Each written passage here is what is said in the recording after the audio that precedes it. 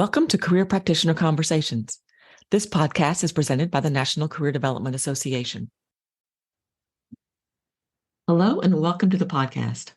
I'm Melissa Venable, NCDA Director of Professional Development, and this episode continues our DEI Symposium series with a conversation about inclusive pathways to success for marginalized college students. It features Nikki Bailey, a licensed clinical social worker and counseling psychology doctoral student, and Dr. Emily Bullock-Yowell, licensed psychologist and professor at the University of Southern Mississippi in Hattiesburg. Good afternoon to our listeners. We are coming to you from Hattiesburg, Mississippi, and the campus of the University of Southern Mississippi. I am Nikki Bailey, a second-year counseling psychology doctoral student, and I am here with... Hi, I'm Emily Bullock-Yowell. I'm a psychology professor at the University of Southern Mississippi. I manage a vocational psychology research team, and Nikki's a part of that. Yeah. Fun thing happened in that lab. That's right. That's right.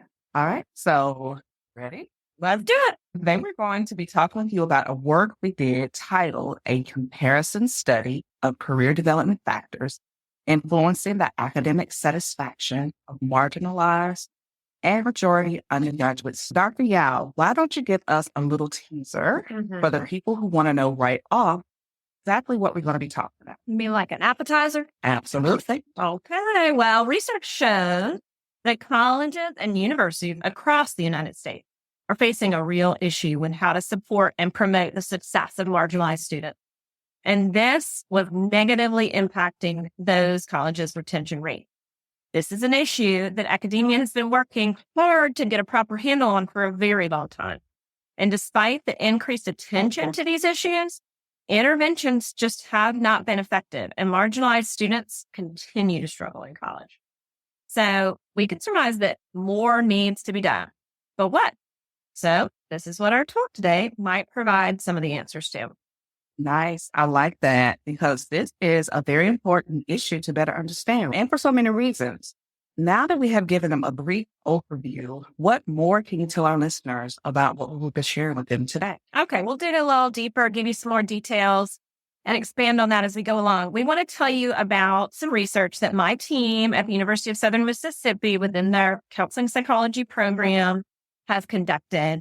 It started through a dissertation with a former student of mine. Her name is Sarah Driver, and Nikki, who's here with me today, has helped me to expand on this work. I'll say a little bit about the study, and then maybe we can jump into the context around the study before we dig back into the details of the actual research findings. Okay.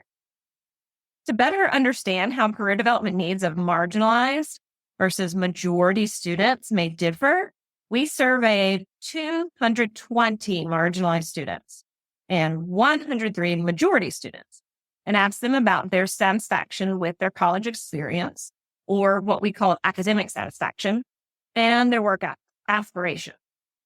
We asked about aspirations from the perspective of both decent work and occupational prestige. We will share some details on what those mean as we move along. When we have talked about this work before, many people have been interested in what are marginalized students, what are majority students. Right. So we leaned on a model that existed before our work, a model by Hayes that helped define who may be considered marginalized in our society. There are several identities and demographic factors that may help define marginalized, like race, disability status, sexual orientation. In our particular study, and according to Hayes' model, you are considered in the majority group if you indicated you were a man or woman that also identified as cisgender, heterosexual, non-first-generation college student, white, and a non-gender minority. If you had any identities outside of that, you were in the marginalized group. Thank you for giving us that breakdown, because I know a lot of people probably were curious about how we identify marginalized students for our study. Okay. So Dr. Yowell, I know that women are often considered in the minority group, but it seems some women were included in the majority group for this work. Can you help us understand that? Sure, we've gotten some questions about that. And research shows us that some women have benefited more from previous advocacy and policy efforts in higher education environments. Think about things like Title IX, Therefore, women that also identified as cisgender, heterosexual, non-first generation college student, white, and non-gender minority were included in our majority group. In summary, a lot of the research points to the fact that white women in college environment benefited more from some of those policies like Title IX. Okay. All right. So to jumpstart things, why don't we get into the issues occurring that prompted really the need for this research?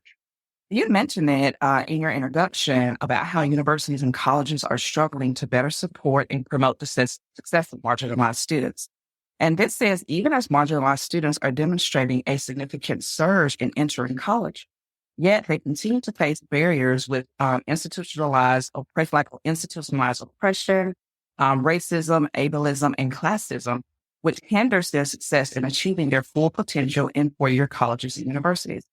Research has shown that marginalized students experience more academic difficulties during their college experience than majority students in the form of lower GPAs and lower levels of academic satisfaction, which is something that we're going to hear more about a little later. And despite the increased attention to these issues, interventions have not been effective and marginalized students continue to struggle in college. Wow. Yeah.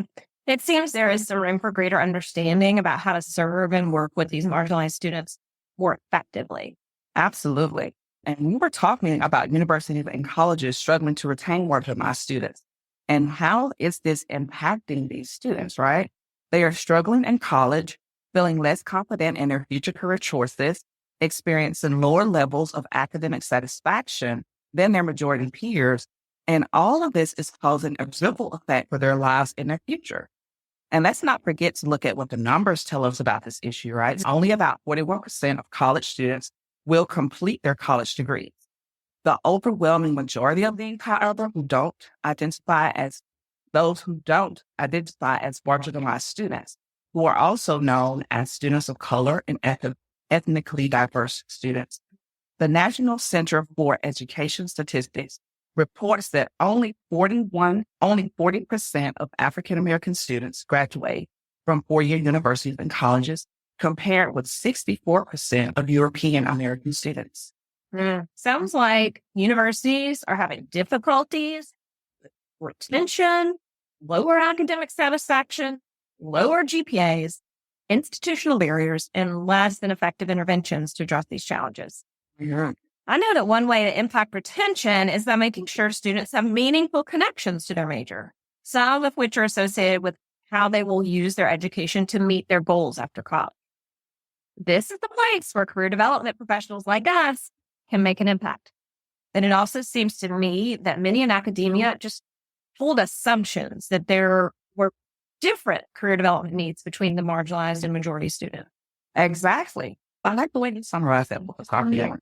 You picked the gold star for the day. So I wonder if you're familiar with some assumptions about career development programming for marginalized students. Okay, I am happy to answer that.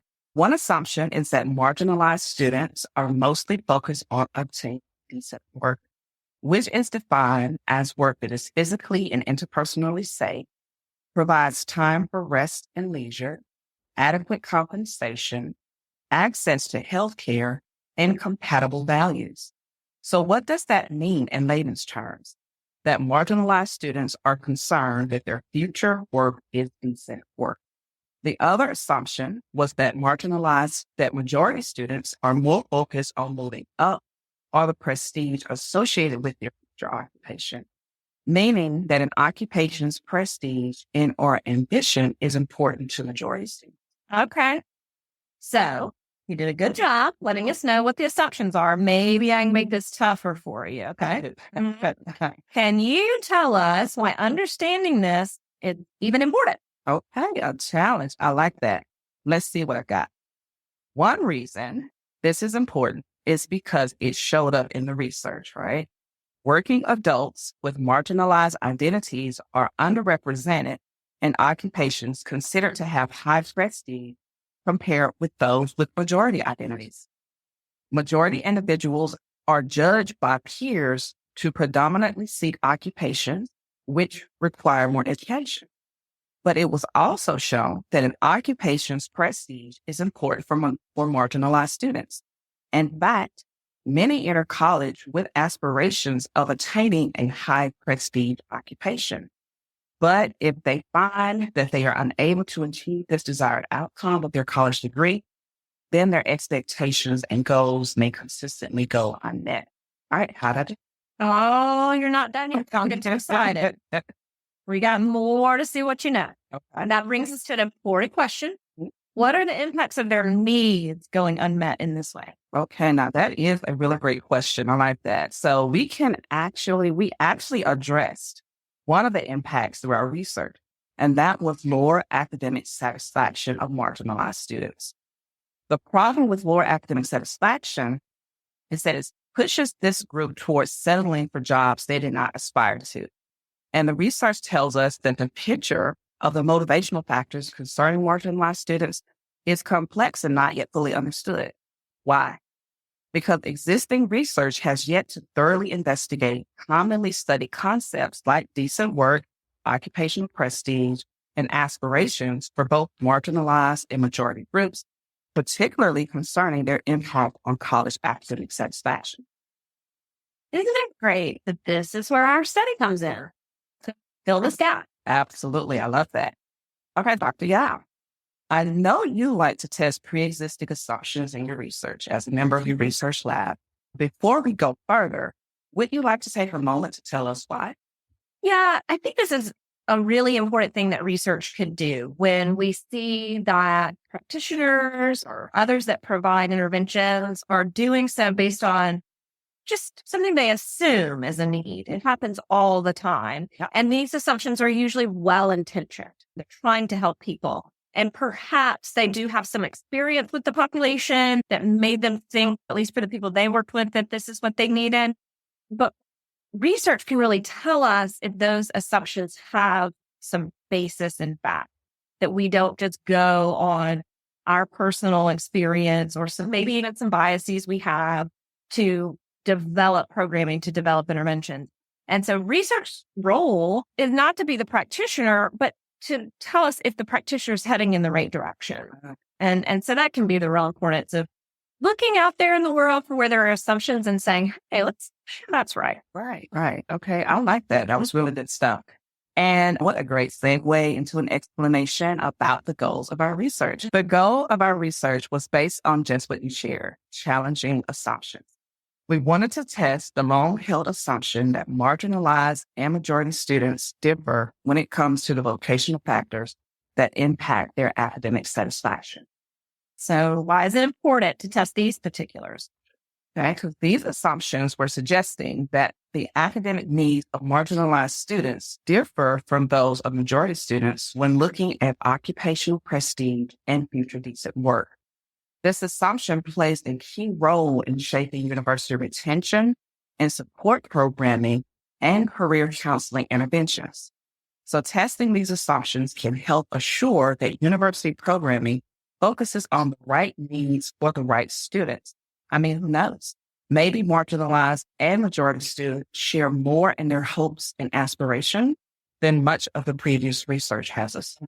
Mm-hmm. There may be some people in this podcast room who know. That's right. Certainly do. That's good stuff. But let's not give it away too soon. Got it. Okay. Well, to continue with why we wanted to test these assumptions, we felt we needed to test them because to better understand how the perceptions of future decent work, occupational prestige, and occupational aspirations affect academic satisfaction for both the groups we've been talking about. By understanding these factors, we hope to learn if different approaches are needed to help majority and marginalized students achieve academic satisfaction, with the goal of gaining a clearer understanding of the influence of these assumptions on students' academic satisfaction. Yeah, good, Nikki. Thanks. But before we continue on, can you just share with us some of the positive outcomes possible with influencing students' academic satisfaction? I would be happy to. So there are a couple: informing more effective academic programming, improving the overall well-being of students, and increasing degree completion, especially for marginalized students. All important. Very much so. Okay, so we have introduced several key terms in our discussion of these assumptions, Dr. Yowell, like future decent work and occupational prestige. Do you think you can give our listeners an understanding of more about what these terms mean? Sure. We'll start with decent work. Yeah, let's start with Okay. decent work. It is defined as that outlook that future work will be decent, and in contrast to other experiences you may have had. A job can be considered decent, as we talked about before, and it's like safe, both physically and interpersonally, that you can interact with others in a safe way, that there's time for rest, that you're being paid enough, you have access to healthcare, and it's compatible with your values. Like maybe that means enough time to spend with family and such.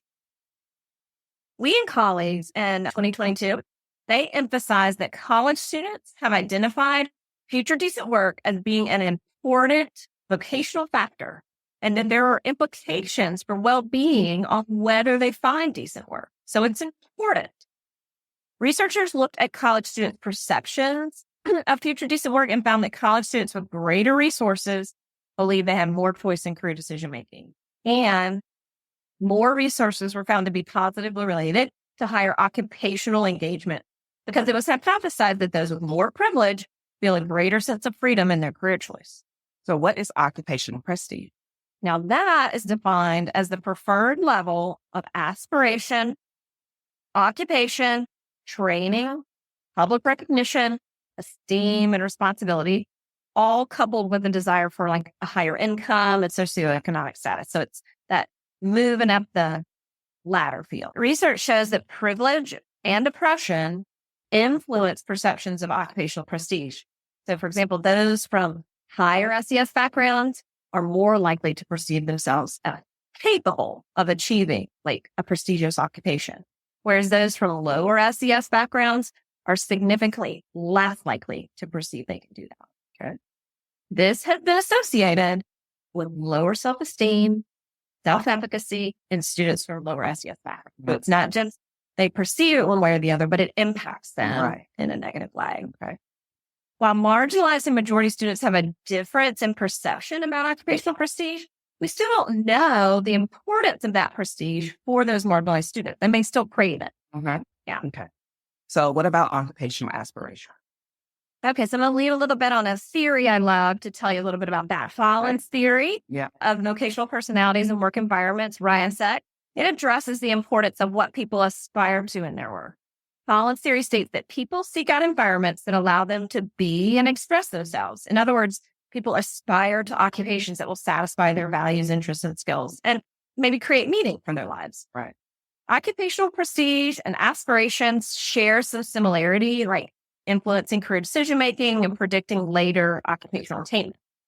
Also, occupational prestige and aspirations are influenced by variables like race, ethnicity, SES status, gender. Not only that, those identifying with marginalized identities are more likely to restrict their occupational aspirations and perceptions of prestige due to those barriers they face. Yeah. Okay. Well, I have to be honest and say, kind of at first glance, when I was exposed to the concept of decent work, I wasn't too sure I agreed with that, because it seems to be assuming that minority students do not care about pursuing passion in their careers. It seemed to minimize this possibility for marginalized individuals. And this is a group that can already struggle to obtain a belief that access to the potential of what life could hold is there for them. It seemed to be encouraging them to settle. So I wondered if you could share why it is important for us to care about and understand decent work. Yeah, I mean, I relate to that. I think a lot of people struggle with this idea of, are we limiting people by saying all you can have is decent work? Yeah. And I think we've got to acknowledge both ends of those things. So decent work means that people have access to a working day that does not further oppress them, does not cause them difficulty. They feel safe to be there. It is one of our responsibilities, say, as like career practitioners, to make sure people know what decent work is and feel like they can advocate for themselves to assure their work is decent. Mm-hmm. We need to make sure we get people at that level before moving forward. And there's a lot of ways we can help our clients understand decent work and advocate with them about that. It's also important that those of us with decent work engage in greater advocacy to assure decent work is promoted for others. I mean, just think about things like efforts to increase minimum wage as a way all of us can help assure decent work is accessible for everybody. Okay. I like that. Thank you for summing it up for us, Dr. Yowell. Because there may have been many listeners out there like me who had a similar thought about decent work. And now hopefully they can better understand, like I do, it's important. I'm happy to help with that. And well, what about now if we switch gears and tell us a little bit about the mental health implication of the assumptions you shared with us earlier? Absolutely. That is some important work to talk about. So one we've already discussed is the negative impact on the academic satisfaction of marginalized students, but there are others, of course. You mentioned earlier lower self-esteem and self-efficacy in students from low SES or socioeconomic status backgrounds. And having the perception of lower occupational prestige is actually linked to higher levels of psychological distress, poor physical health, poverty, substance use, discrimination, and at the extreme of the spectrum, even death. And those identifying marginalized identities are more likely to restrict their occupational aspirations and perceptions of prestige due to these barriers that you mentioned. Well, if we were to break it down, Nikki, what can we say was the main purpose of our research? Right. So a review of the literature revealed some low-held assumption that marginalized students want future decent work and majority of students aspire to careers that lead to occupational prestige. Academic efforts to support marginalized students were not working, and this was impacting college retention rates, leading to poor well-being and lower academic satisfaction, right? So we wanted to test whether there was a difference between these groups. And if career counseling interventions and academic programming should support these assumptions or be revised to best support the students. Okay, so this brings us to a critical point in our discussion. What did the results of the research reveal about the difference between marginalized and majority students' perception of decent work, occupational prestige, and occupational aspiration? All right. So you're asking me to describe research on a podcast. Yes, I am. I feel like I need my chalkboard, my PowerPoint or something, but we're going to do this with just words. All right. So we tested two hypotheses. Hypothesis one was that for both groups, future decent work and future occupational prestige would significantly impact academic satisfaction. Second hypothesis was that there would be no meaningful difference between majority and marginalized students in terms of what significantly impacts their academic satisfaction. So they'd be the same. Right. Okay. For the first hypothesis, which said that for both groups, future decent work and future occupational prestige will significantly relate to satisfaction, was only partially supported. Specifically, future decent work significantly affected academic satisfaction for the group as a whole. So both were impacted by future decent work, but occupational prestige did not have a significant impact when we ran the stats. Got it. Now, hypothesis two, which stated we would expect no meaningful difference between our majority and marginalized student groups in terms of what significantly impacted their academic satisfaction, that was supported. So that's something good. Like there was no difference in terms of what the groups were looking for to boost their academic satisfaction. Okay. So you did a great job there. Thank you. Podcast. Great job. Okay. So can you break it down just a little bit more for those in the back? Yeah. In other words, there is no meaningful difference between marginalized and majority students in terms of the vocational factors that significantly impact their current academic satisfaction. Additionally, future decent work aspirations were found to significantly and positively impact all marginalized and majority academic satisfaction, whereas future occupational prestige actually did not. Okay. So if we were to sum this up, what did the results tell us overall? So it seems from this research with this group of students that future decent work is more important to their current academic satisfaction than aspiration of what kind of prestigious occupation they may want to pursue. Okay. And future decent work and occupational prestige were like significantly correlated with each other. This suggests that in values for future decent work were to increase, then values for like occupational prestige would increase. Like they're related, they're moving together. Okay. They're moving together. I like that. Okay. So now that everybody front and back has a better understanding of our outcomes of our research and its importance, let's talk about the significance of this research for both academia and like career practitioners. Absolutely. Okay. That's the bread and butter we have listening today. There are significant implications of the results of this study for both those groups, university and college success initiative, as well as for counseling psychologists involved in career counseling. Current research suggests that higher education structures assume marginalized students and majority students have distinct or different values for future career and differing needs for college experience and support. However, as you just so greatly explained to us, this study shows that both marginalized and majority students' academic satisfaction is influenced by perceptions of future decent work and that they share similar desires for occupational prestige. Therefore, universities may not need to tailor support strategies based on aspirations for different student groups because misrepresentation and lack of understanding regarding the academic and career needs of marginalized students can lead to further perpetuation. I'll say it right. Perpetuation, it gets me of marginalization and instances of discrimination. What does it mean when we say there may not be a need to tailor support, right?